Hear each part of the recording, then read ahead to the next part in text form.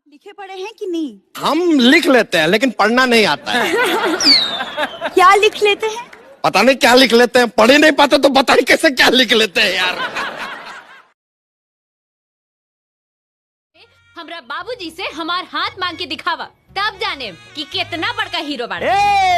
तकाल 12 बच्चे तोरा घरे आव, तोहर हाथ मांगब तोहरा बाबूजी से, और अकेले नहीं आएंगे हम, अब पूरा बराती के साथ आए। अरे जरे ढोंगी जा।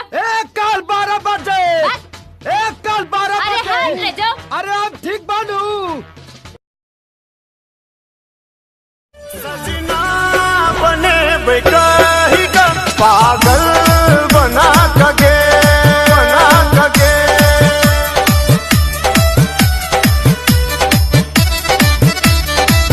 सजना बने बेकही का पागल बना कगे।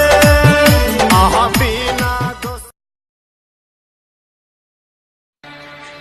हम किसी दूसरे की अमानत है। नहीं, तुम सिर्फ मेरी हो और किसी की नहीं हो सकती। हम दोनों के बीच अगर कोई आया तो समझो वो मर गया।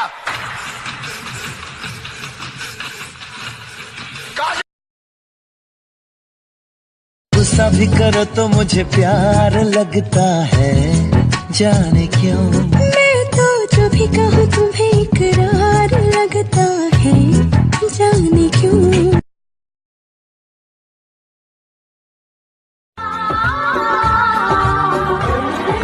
हो गया है तुझ तुम तो धोखेबाज हो, वादा करके भूल जाते हो तुम।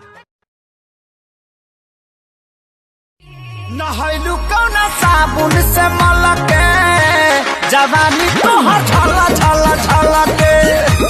नहैलू कौना साबुन से मलके, जवानी तोहर छला छला छला के।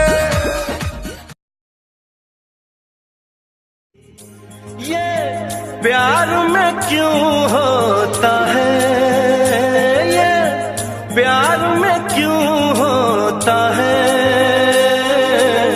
क्यों किसी को वफा के बदले वफा नहीं मिलती।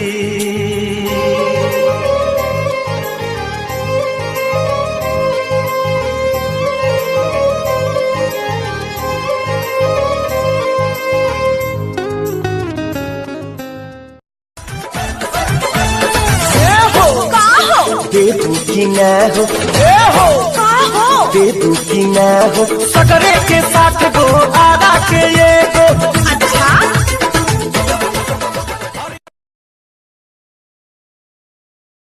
तू बेवफा है जो मैं जान जाता, तुझसे कभी भी दिल ना लगाता।